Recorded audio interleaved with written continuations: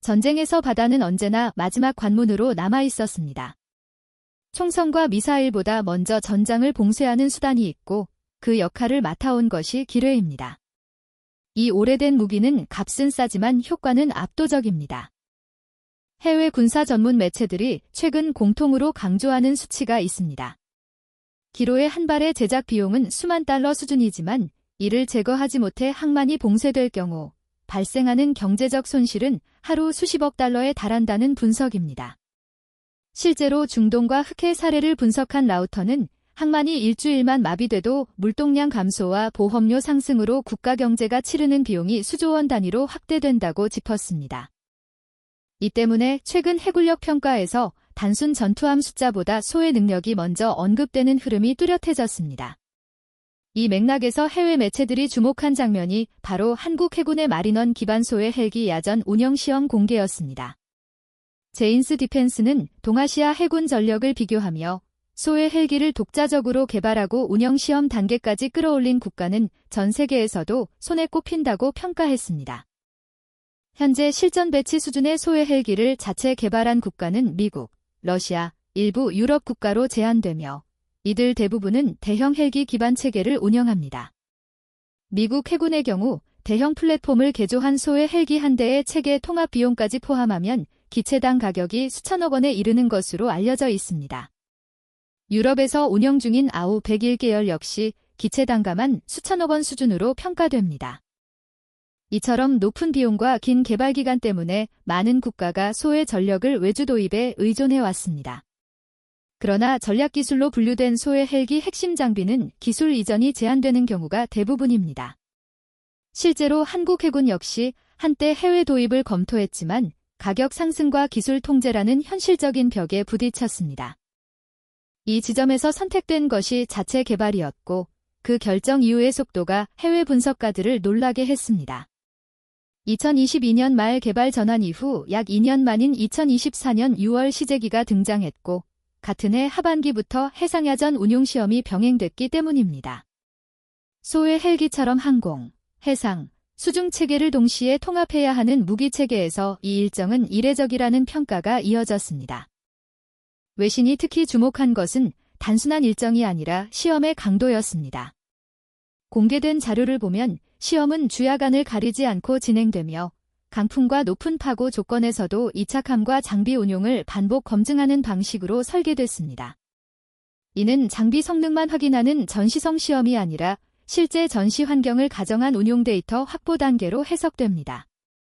소해 헬기는 일반 헬기와 달리 무거운 소해 장비를 외부에 장착하기 때문에 무게 중심 변화가 크고 비행 제어 여유가 급격히 줄어드는 특성을 가집니다. 특히 겨울철 해상에서의 착함은 작은 오차도 전복 사고로 이어질 수 있어 대형 기체 조차 개발 과정에서 수년간의 시험을 거치는 것이 일반적입니다. 그럼에도 한국 해군은 초기 단계부터 해상 시험을 전면에 배치하며 위험 요소를 정면으로 검증하는 방식을 택했습니다. 국내 보도에서도 이 점은 분명히 드러났습니다. 방위사업청 자료에 따르면 이번 시험은 단기간 이벤트가 아니라 약 6개월 이상 이어지는 연속 운용 검증으로 설계됐습니다. 단순 비행 안정성뿐 아니라 장비 작동률, 해상 환경에서의 유지 보수 편의성, 반복 출격 시 가동률까지 함께 확인하는 구조입니다. 이는 전력화 이후 실제 작전 지속 능력을 좌우하는 핵심 지표들입니다. 해외 소해 헬기 운용 사례를 보면 복잡한 장비 통합으로 초기 가동률이 50% 이하로 떨어지는 경우도 적지 않았습니다. 한국이 시험 단계부터 이 지표를 관리하려는 이유가 여기에 있습니다. 북한은 세계 최고 수준의 기로의 매설 능력을 보유한 국가 중 하나로 평가받아 왔습니다. 과거 전쟁 경험과 이후의 기술 축적을 통해 다양한 유형의 기뢰를 운용할 수 있는 것으로 알려져 있으며 유사시 주요 항만과 접근로 봉쇄를 전술의 핵심으로 삼고 있습니다. 항만이 막히는 순간 아무리 강력한 해군 전력도 출발선에 설 수 없습니다. 해외 분석가들이 한국의 소해 헬기 개발을 단순한 방산 뉴스가 아니라 작전 주도권 회복의 문제로 해석하는 이유가 여기에 있습니다. 본격적으로 마린원 기반 소해 헬기의 실체를 들여다보면 이 사업이 왜 해군 내부와 방산업계에서 전략사업으로 분류되는지 분명해집니다. 핵심은 헬기 한 대를 만든 것이 아니라 공중, 해상, 수중을 동시에 묶는 하나의 소의 생태계를 구축하고 있다는 점입니다. 기존 소의 작전은 소위함 중심 구조였습니다. 평균 속도는 시속 한 자릿수에 불과했고 하루 동안 정밀 탐색이 가능한 면적도 제한적이었습니다. 해외 해군 자료를 종합하면 소위함 단독 운용 시 하루 처리 가능한 해역은 수 제곱킬로미터 수준에 머무는 경우가 많았습니다. 반면 공중소의 전력이 투입될 경우 동일 시간 대비 탐색 범위는 최소 3배에서 많게는 5배 이상 확대되는 것으로 분석됩니다. 이 격차는 단순한 효율 차이가 아니라 상륙 가능 여부와 증원 속도를 좌우하는 결정적 변수입니다. 마리논 소의 헬기는 이 시간 격차를 줄이기 위해 탐지와 제거를 병렬 구조로 설계했습니다. 먼저 레이저 기반 기로의 탐색 장비는 헬기가 수십 미터 상공에서 일정 속도로 비행하며 해수면과 수중 얕은 구간을 동시에 스캔할 수 있도록 구성됐습니다. 이 방식의 강점은 빠른 초기 상황 파악입니다. 계류기로에나 부유기로에는 항로 차단 효과가 즉각적으로 나타나는 위협인데 헬기는 소위함이 접근하기 전 단계에서 위험 구역의 윤곽을 빠르게 드러낼 수 있습니다. 해외 사례를 보면 레이저 기반 탐색 장비를 활용할 경우 초기 탐색 단계에서 필요한 시간이 기존 방식 대비 절반 이하로 줄어드는 것으로 평가됩니다. 이 수치는 작전 개시 시점을 앞당기는 효과로 이어집니다. 수중 영역에서는 자율 탐색 로봇이 역할을 이어받습니다. 마리논 소의 헬기는 복수의 수중 로봇을 탑재하고 필요 지점에 투입할 수 있도록 설계됐습니다. 이 로봇들은 해저 지형을 따라 이동하며 음향과 영상 데이터를 동시에 수집합니다. 중요한 점은 이 과정이 자동화된 경로 계획에 따라 이루어진다는 것입니다. 사람이 직접 조종하는 방식과 달리 로봇은 사전에 입력된 탐색 패턴에 따라 움직이며 동일 구역을 중복 없이 훑습니다. 해외소의 작전 분석에 따르면 자동 경로 기반 탐색은 인력 조종 대비 탐색 누락률을 크게 낮추는 것으로 알려져 있습니다. 이는 해저에 매설된 기뢰처럼 식별이 어려운 표적을 상대할 때 결정적인 차이를 만듭니다. 기루의 제거 단계에서도 한국형 소의 헬기의 설계 철학은 분명합니다. 위험을 사람에게서 떼어내는 구조입니다. 소형 기루에는 접근 후 원격 폭파 방식으로 처리하고 대형 기루에는 무인 제거 체계를 활용해 안전거리를 유지한 상태에서 파괴합니다. 특히 항로 차단 효과가 큰 대형 기루에는 회수보다 파괴가 효율적인 경우가 많습니다. 이때 제거 체계에 탑재된 영상과 센서, 정보가 실시간으로 헬기와 후방 통제 요소에 전달되고 최종 판단은 사람이 내리는 구조로 설계됐습니다.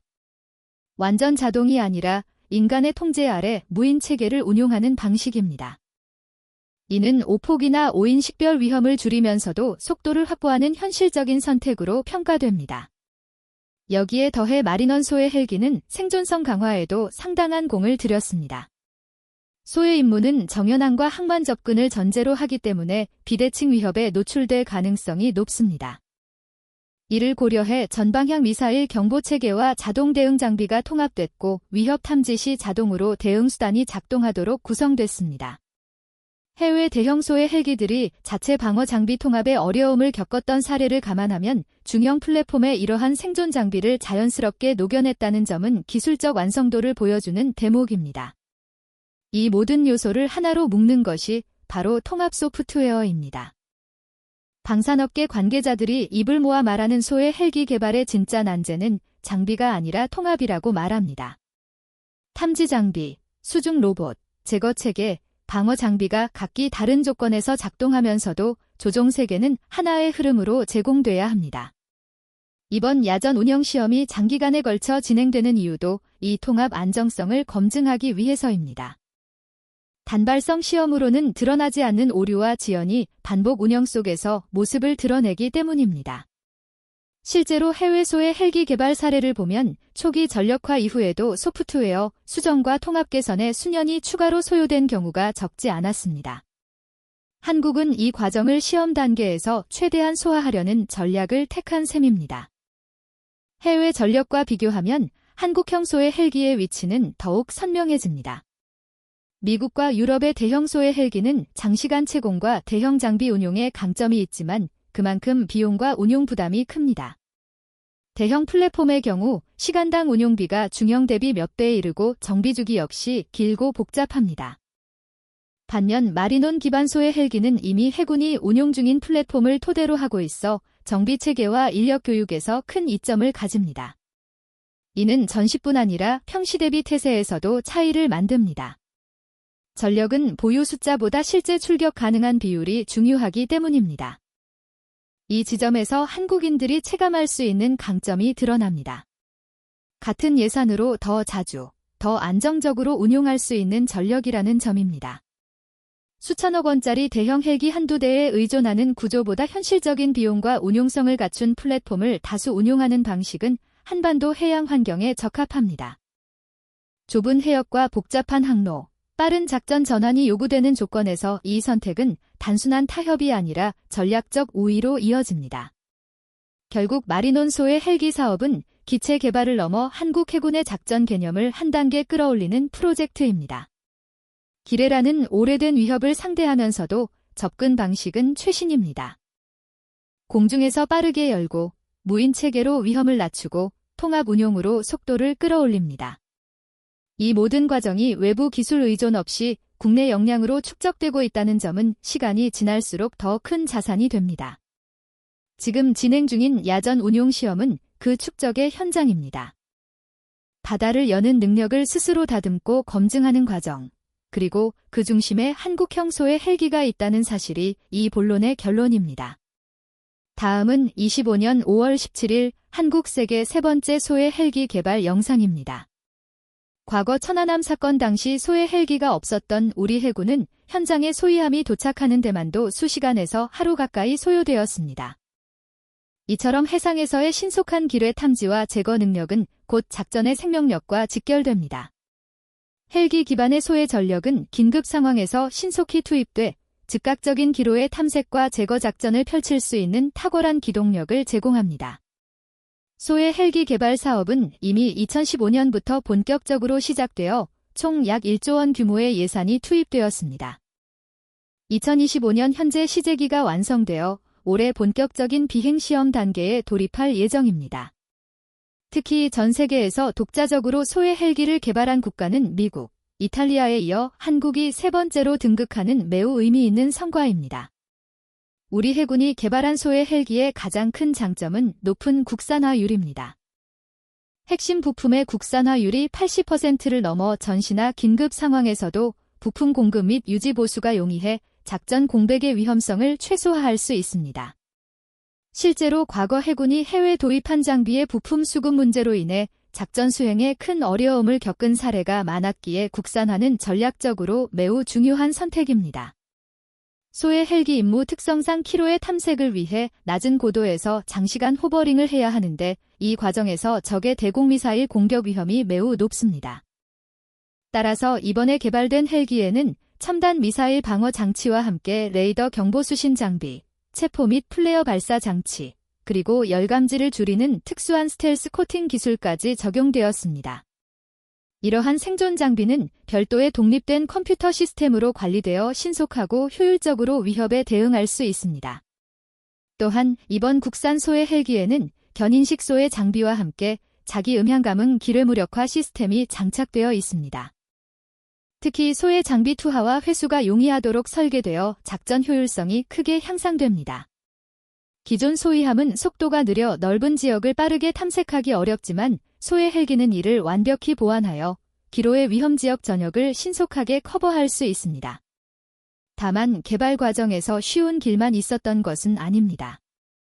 초기 시제기는 전자장비 과열 문제로 여러 차례 지상시험 중 장애가 발생했습니다. 특히 내부 전자장비에서 열이 빠르게 축적되어 몇 차례 오작동이 발생하기도 했는데 이를 해결하기 위해 해군연구소 출신의 전문가들이 긴급히 투입돼 전자장비의 배선을 전면적으로 재설계하였습니다. 이 과정에서 추가적인 냉각 장치를 설치하지 않고도 엔진 상부의 열 방출을 위한 특별한 환기구를 만들어 문제를 완벽히 해결했습니다. 이 비화는 아직 일반에는 알려지지 않은 비공개적 내용이기도 합니다. 정량적으로 이 사업을 평가하면 약 10년에 걸친 개발 기간 동안 약 250명 이상의 전문 인력이 투입되었으며 기존 해외 도입 헬기 대비 연간 운영 유지비가 30% 이상 절감될 것으로 기대됩니다. 경제성과 전력 유지의 효율성이 동시에 확보된 것입니다. 이 소해 헬기는 단순히 기로의 제거뿐 아니라 해상 수색 구조, 특수부대 침투 지원, 연안 초기 임무까지도 확대 수행할 수 있는 다목적 플랫폼입니다. 특히 경항모와 같은 대형 함정이 본격적으로 해군에 도입되면서 이들을 지원할 수 있는 소해 능력이 필수적입니다. 이 점에서도 소해 헬기는 향후 한국 해군의 전략적 전력 운용에 중추적 역할을 수행할 것입니다. 특히 한반도는 동해와 서해, 남해를 동시에 관리해야 하는 지정학적 특성이 있습니다. 북한의 잠수함 위협과 연안에서의 기로의 부설 위협에 대해 소해 헬기의 존재는 매우 강력한 억제력을 제공합니다. 이를 통해 작전 반경과 유연성을 극대화할 수 있으며 유사시 항만봉쇄 위협에 효과적으로 대처할 수 있게 됩니다. 전문가들은 소해 헬기는 눈에 보이지 않는 위협을 제거하는 가장 효과적이고 경제적인 전력이라고 평가하고 있습니다. 화려하지는 않지만 전장의 승패를 결정짓는 핵심적이고 필수적인 요소이기 때문인데요. 이제 우리 해군은 이 소해 헬기의 실전 배치를 통해 해상작전의 전략적 깊이를 더욱 넓힐 수 있게 되었습니다.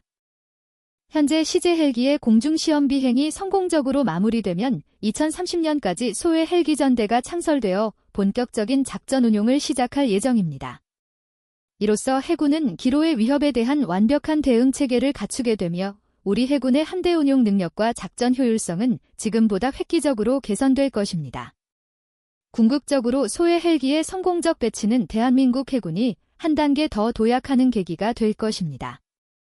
이는 단순한 무기체계의 도입을 넘어서 전략적으로 전해역에서의 작전 안전성을 보장하는 핵심적 군사 능력을 확보하게 된다는 의미를 갖습니다. 최근 한반도 주변 국가들의 해군력 증강에 대응하기 위해 한국 해군은 해상전력의 강화를 목표로 다양한 첨단 함정을 도입하며 적극적인 군사력을 증강하고 있습니다. 특히 경항공모함과 같은 대형 수상 전투함을 중심으로 작전 능력이 크게 향상되고 있지만 이에 비례해 중요한 과제로 떠오른 것이 바로 소해 능력의 확보입니다. 기로에는 저비용 고효율의 비대칭 전력으로 적은 비용과 노력으로도 주요 항구 및 해상교통로를 봉쇄할 수 있기 때문입니다. 실제로 걸프전 당시 미국조차 이라크군이 설치한 해상기뢰로 인해 항만 진입과 상륙작전에 큰 차질을 겪었으며 이러한 역사적 교훈을 통해 소해 능력 확보가 현대 해군에게 얼마나 중요한지 국제적으로 공감대가 형성되었습니다. 이러한 배경에서 한국 해군은 최근 소해 전력을 크게 확장할 계획을 세우고 이를 위한 전용 헬기 개발 사업에 착수했습니다. 한국이 개발 중인 소해 헬기는 기존의 국산 헬기인 마리논을 베이스로 개발되고 있습니다. 그러나 소해 작전 수행을 위해 특수 센서와 소해 장비가 탑재됨에 따라 기존 기체와는 내부 구조에서부터 상당한 차이가 발생했습니다. 특히 기로의 탐색 센서, 자기장 감지 시스템, 음향 센서 등의 특수 장비를 장착하면서 기체 무게가 약 500kg 이상 증가했고 이로 인해 비행 시 균형 잡기가 어렵고 진동 문제도 초기에 발견되었습니다. 이를 해결하기 위해 한국항공우주산업과 국방과학연구소는 정밀한 엔지니어링 및 항공전자 시스템 개량을 통해 문제를 대부분 해결한 상태입니다.